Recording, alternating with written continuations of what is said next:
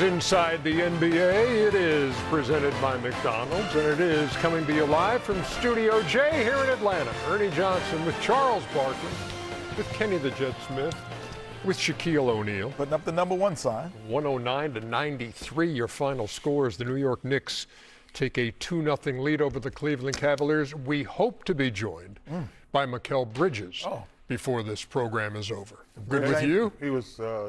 He's been playing great. The bridge has not fallen down. Are we gonna start analyzing now? No. Yeah. We're going to do the highlight. We're going to do the highlights. I just got something to say after the highlight. Okay, good. Okay. I appreciate you saving that until. Are we done with the highlights yet? Donovan Mitchell and the Cavs, after blowing that 22-point lead, how would they come out tonight? James Harden, early for 3. Shot the ball well, James. Hey, guys, this is Evan Mobley right here. Yeah, the guy who had 14 points in the first half and didn't take a shot in the second half. That's where I'm going to go ballistic at, Ernie. Okay, well. How the hell you score 14 points and don't get a shot in the second half? Because he don't get the ball. That's my point, fool. Okay. Some of it's their fault, too. His fault. That's Evan Mobley, y'all. He's out here housing people. And y'all want to shoot these long-ass jump shots, because that's the NBA today. No strategy. Mikal Bridges played great. 27-24, Cavs after 1. Mikal Bridges was 9 for 12 from the floor. 9 for 12. He's been playing unbelievable basketball after those first 2 games of the playoffs, and he's like shutting it up. Harden for 3 Bang, there, bang. and then Josh the night Hart. below, Josh Hart. Man, that's a spin cycle right there. Ooh, same here. Hey, knockdown. And now an open 3 and cash. Leave him open if you want to. They should have known at that point, Shaq. It was too late. 53-49 Knicks at the half. They open it up in the third. Damn. Outscored them 32-21, including that 18-0 run. Oh, you gotta throw that down, Bridges. Get rid of Clyde is loving fresh. it. Hey, man. Uh-oh, there's another What y'all open 3. doing, man? Hard again. Oh my goodness. Another open 3. Are you kidding me? Leave him open. Trust the work. Come on, Kenny. You know, we'll tell them why you should never score on out-of-bounds play, Kenny. Oh, because you got 5 against 4. Karl Anthony Towns from the corner, opened the lead to 16. Ooh. Cleveland trying to hang around. They got it down to 7. Well, they got it down to 7, Ernie, but defensively, they never really impose any will or any This strategy. game was over, man. Mikal Bridges is open. Wind that thing up. The bridge ain't over. The bridge ain't over. You're looking like John Hart Starks out again. there. Everything going in for Josh Hart. Damn. That was a travel. That was a travel. Damn. Don't matter. He Now went it's from a 2-on-1. went from Brooklyn to Queens. Knicks in transition there with The Brunson. great John McEnroe, the great Bernard King. And my man Ron Henry. The New York Knicks win at 109-93. That is 9 straight wins for New York. Remember, once upon a time, they were down to the Hawks 2 games to 1. Man alive. Josh Hart, playoff career high 26. Jalen Brunson's 14 assists were a playoff career high. Cavs down 2-0. Here's Kenny Atkinson. I thought we had a lot of good looks. A lot of good looks from 3. Good looks at the rim. I thought our process was right. Took care of the ball. Offensive rebounded. I think wasn't a great shooting night. At the end of the day, you got to put the ball in the hole. Tonight we didn't. What do you think you can do to get the Knicks more involved? Yeah, get it to them in the pocket more. In the pick and roll. But they, it's a little bit like they're sucking in. They're in the paint, and I thought we did a great job hitting the perimeter guys. A bunch of swings, a bunch of wide open threes. You gotta kind of take what the defense gives you. Obviously, they're trying to take away those guys. So I think if we would have made some shots early, it could have loosened them up a little. But we never found the accuracy tonight. All right. Josh Hart's night. Remember game 1, 13, hardly played in the fourth quarter and overtime, only a couple of minutes. Had the worst plus minus on the floor for the Knicks, but 26 points in game 2. He's never had a game like that. I hate that stat right there. What's that? It's minus 23. While you're on the floor? Yeah. Yeah, but the only person playing great that game was just Jalen Brunson went crazy. That's not his minus 23. Stop it. It's what it was. Yeah, because you want to give your son-in-law a job. That's how y'all brought analytics into play. All these rich dudes want to get their son-in-law a job. That's how they came with for analytics. Just because he married your damn daughter, you don't mean you have to give him a job. You had a look on your face as you were listening to Kenny Atkinson. This dude. You know the difference between good players, great players, good coaches, and bad coaches making adjustments. Richard Jefferson and Tim Laker were doing a great job. They're like, we're going to stop Brunson. Brunson's like, okay, I'm going to set a career high in assists. Yeah. I ain't going to keep just jacking it up, throwing it around. I'm going to take the pass. He set a career high. You look at, I said the only way the Cavs can win this series is they dominate inside. They were dominating inside. They were only down 4 at the half.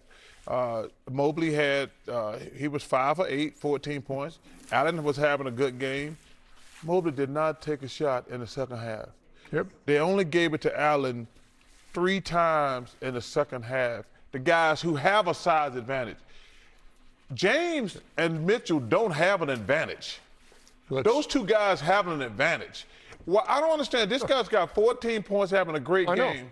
I know. And you don't even get a shot. I know. 5 out of 8 at the half, 5 out of 8 to finish the game. Mikal Bridges been kind enough to join us, a guy who has never missed a game in the NBA. The streak is at 707, wow. Regular season and postseason combined. I think the last time he missed a game, he was 6 days old.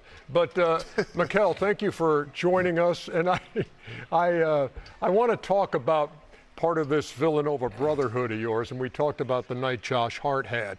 And you know that game 1 was a struggle for him. What do you already know about him that we saw tonight, about his bounce back in game 2? Yeah, just Jay Hart, just mental toughness. That's the biggest thing. And he embodies that. He's going to keep staying in the gym and keep taking the open shots. But I know he's frustrated, but, he's mentally tough. He's going to forget about it and be ready to knock down the next shot. Jalen Brunson didn't have a great first half, and you kind of carried the Knicks in the first half. At what point in the game do you say, okay, my guy's not going, as an other, it's time for me to step up? Man, just trying to be aggressive the whole game. You know what I'm saying? I know JB's going to get a lot of different looks. He's going to make it tough for him to score. It's just trying to keep moving out the ball, try to give, my teammates just an option, and just try to stay aggressive the whole game.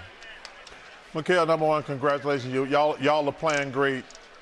You've been playing great for a while now. How is it, obviously, because we know how it is in New York when y'all are doing well.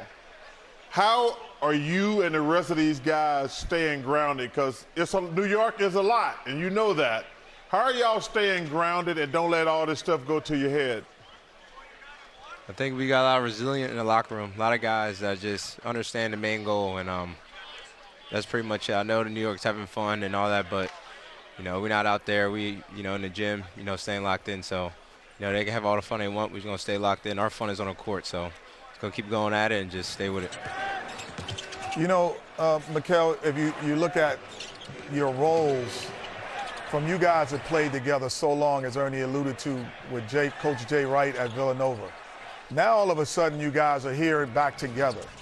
But your roles are different. What was the roles that you guys had in college now compared to the roles that you have together in the NBA? Yeah, I think so Josh, senior year, Jalen was scoring when he was a freshman, so he was scoring the whole time. There was no in between. He was scoring his all 3 years there. But Josh was, shooting a lot of shots. Him and JB were scoring a lot, and I don't think I really shot the ball that much, kind of just, defending, doing my thing. And then Josh left, graduated, came to the league, and then me and Jalen had our last year. Then I was, scoring a little bit more, being in offense, but still defending as well. But I think when I was in college with Josh, my offensive game wasn't, there as much. And so when he left, I grew, had opportunity. So it was kind of different when Josh was there. but we all just had a lot of games. We got a lot of practice days.